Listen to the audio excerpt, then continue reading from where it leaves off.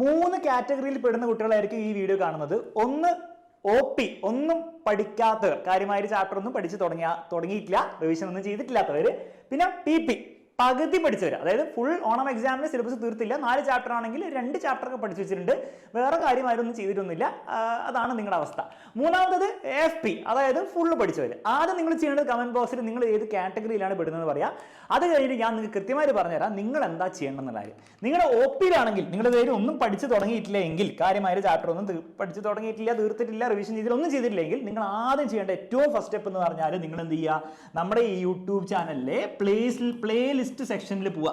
എന്നിട്ട് അതിൽ നിങ്ങൾക്ക് എന്ത് കിട്ടും, നിങ്ങൾക്ക് ഓരോ സബ്ജക്റ്റിന്റെയും ഓണം എക്സാമിന്റെ പ്ലേലിസ്റ്റിൽ ആ ഓണം എക്സാമിന്റെ ചാപ്റ്റേഴ്സിന്റെ 1 ഷോട്ട് ക്ലാസ്സുകൾ കൃത്യമായിട്ട് കൊടുത്തിട്ടുണ്ട്.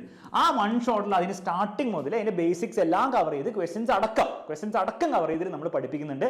അത് കണ്ടുപോയാൽ തന്നെ നിങ്ങളുടെ ഓണം എക്സാമിന്റെ കാര്യം സെറ്റായി. ഓണം എക്സാമിൽ ഫുൾ മാർക്ക് കിട്ടുമോ? ഫുൾ മാർക്ക് കിട്ടില്ല, 90% മുകളിൽ കിട്ടുമോ? ചിലപ്പോൾ കിട്ടുമോ പോലും ഉണ്ടാവില്ല. പക്ഷേ ഓണം എക്സാമിന്റെ സിലബസ് നിങ്ങൾ തീർക്കുന്നുണ്ടാവും. ഡീസെന്റ് ആയിട്ടുള്ള മാർക്സ്, ഒരു 80% മാർക്സ് നിങ്ങൾക്ക് കിട്ടാനുള്ള എല്ലാ ചാൻസും ഉണ്ട്. ഇത് മാത്രം നിങ്ങൾ ചെയ്താൽ, ഇത് ചെയ്യാൻ അത്ര വലിയ പണിയുള്ള കാര്യമൊന്നുമില്ല, പെട്ടെന്ന് നിങ്ങൾക്ക് തീർക്കാവുന്നേ ഉള്ളൂ, നിങ്ങളൊന്ന് വിചാരിച്ചാൽ. പക്ഷേ ഇത് നിങ്ങൾ ചെയ്തിട്ടേ ഓണം എക്സാമിന് പോകാൻ പാടുള്ളൂ. ഇതുപോലും നിങ്ങൾ ചെയ്യാതെ ഓണം എക്സാമിന് പോയാൽ പണി പാടും. Okay, ready? അപ്പൊ സിമ്പിൾ കാര്യമാണ്, പ്ലേലിസ്റ്റ് പോവുക, കാണാം, പരിപാടി തീർക്കാം. റെഡി? അതാണ് ഏറ്റവും ബേസിക് കാര്യം. അത് കഴിഞ്ഞിട്ട് സമയമുണ്ടെങ്കിൽ ഞാൻ പറഞ്ഞുതരാം എന്താ ചെയ്യേണ്ടെന്നുള്ള കാര്യം. ഓക്കെ, PP പകുതി പഠിച്ചു, 2 ചാപ്റ്റർ അല്ലെ 1 ചാപ്റ്റർ ഒക്കെ പഠിച്ചു, കുറച്ചൊക്കെ പഠിച്ചിട്ടുണ്ട്, പക്ഷെ ഫുള്ള് പഠിച്ചിട്ടില്ല. അപ്പൊ നിങ്ങൾ ചെയ്യേണ്ടത് എന്താണ്? നിങ്ങൾ ചെയ്യേണ്ടത് ഈ കാര്യം തന്നെ ചെയ്യണം. ഏതില്? നിങ്ങൾ പഠിക്കാത്ത ചാപ്റ്ററിൽ. അപ്പൊ നിങ്ങൾ പഠിക്കാത്ത ചാപ്റ്ററിന് നിങ്ങൾ പ്ലേലിസ്റ്റ് എടുത്തിട്ട് 1 ഷോട്ട് എങ്കിലും നിങ്ങൾ കണ്ടു തീർക്കുക. അപ്പൊ അത്രയെങ്കിലും ആയില്ലേ? ഇപ്പൊ 2 ചാപ്റ്റർ നിങ്ങൾ പഠിച്ചു മര്യാദയ്ക്ക് ചെയ്തെങ്കിൽ നിങ്ങൾ അത് പഠിച്ചു അവിടെ വെക്കുക. പഠിക്കാത്ത ചാപ്റ്റർ 3-4 ഉണ്ടാവില്ല, അത് 1 ഷോട്ട് എങ്കിലും കാണാം. അപ്പൊ അതിൽ എല്ലാ കാര്യങ്ങളും ആവുമോ? ഇല്ല, പക്ഷെ 1 ഷോട്ട് അത്രയെങ്കിലും ഉണ്ടല്ലോ. പരീക്ഷ എഴുതാൻ പോകുമ്പോൾ എന്തെങ്കിലും, ഇപ്പോൾ for example 1 mark 2 mark simple ചോദ്യങ്ങളില്ലേ, അതെങ്കിലും നിങ്ങൾക്ക് ഉത്തരം പറയാൻ പറ്റില്ലേ? അപ്പൊ ആ ലെവലിലാക്കി വെക്കാൻ 1 ഷോട്ട് വളരെയധികം നിങ്ങൾക്ക് ഹെൽപ്പ് ചെയ്യും. എന്നിട്ട് നിങ്ങൾ പഠിച്ച ചാപ്റ്ററിൽ, നിങ്ങൾ കുറച്ച് ചാപ്റ്റർ പഠിച്ചിട്ടാണല്ലോ PP-യിൽ പെടുന്നത്, ആ പഠിച്ച ചാപ്റ്ററിൽ നിങ്ങൾ എന്ത് ചെയ്യണം?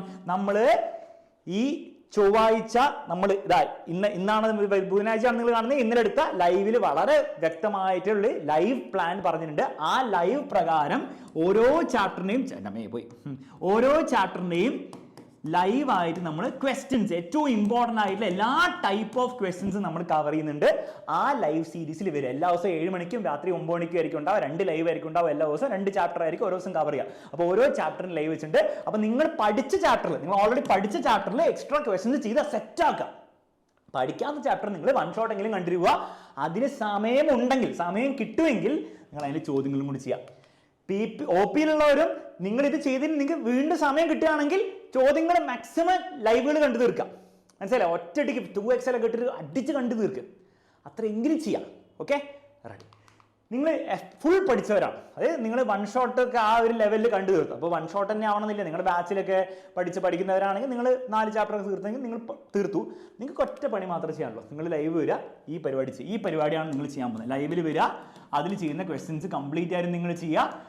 എന്നിട്ട് നിങ്ങൾ ബാച്ചിലുള്ള കുട്ടി കൂടെ ആണെങ്കിൽ നിങ്ങൾ എന്ത് ചെയ്യുക? നിങ്ങൾക്ക് സമയം ഉണ്ടാകും, എത്രയും പഠിച്ചു കഴിഞ്ഞാൽ ലൈവിൽ എത്ര വന്നൊരു ചോദ്യം അത്ര സമയം എടുക്കുന്നില്ല. നിങ്ങൾക്ക് പ്രീവിയസ് ഇയർ ക്വസ്റ്റ്യൻസും കൂടെ നോക്കി പോകാവുന്നതാണ്. സിമ്പിൾ.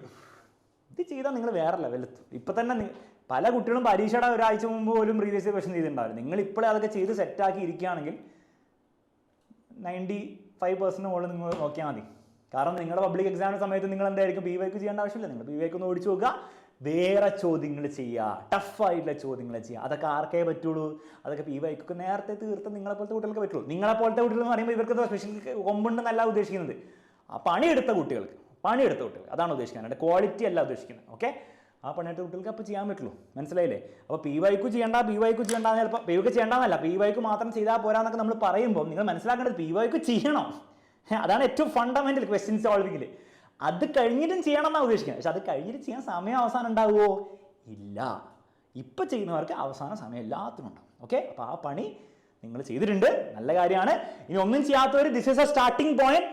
എപ്പോഴും ഈ OP-യിൽ പെടണമെന്ന് ഒരു നിർബന്ധമില്ല. ഇപ്പോൾ OP പെട്ടതുകൊണ്ട് ക്രിസ്മസ് എക്സാം ആകുമ്പോഴത്തേക്കും മെല്ലെ മെല്ലെ നിങ്ങളുടെ കാറ്റഗറി ഉയർത്താൻ വേണ്ടിയുള്ള ശ്രമങ്ങൾ നിങ്ങളും സ്റ്റാർട്ട് ചെയ്യണം. എന്നാലും നിങ്ങളുടെ മാർക്കും ആ ലെവലിൽ കയറുള്ളൂ. വെറുതെ മാജിക്കലി അവസാനം കൂടാൻ പോകുന്നില്ല ഈ +1+2 മാർക്ക്. ആ ഒരു കാര്യം കൂടെ മനസ്സിലാക്കാനുള്ളൂ. റെഡി? അപ്പോൾ അത്രേ പറയാനുള്ളൂ. എല്ലാവർക്കും എന്ത് ചെയ്യണം എന്നെല്ലാം വ്യക്തമായിട്ട് പറഞ്ഞു തന്നിട്ടുണ്ട്. പഠിച്ചു തുടങ്ങിക്കോ. ബാക്കി പിന്നെ വേറെ വീട്ടിൽ സംസാരിക്കാം. Bye, take care.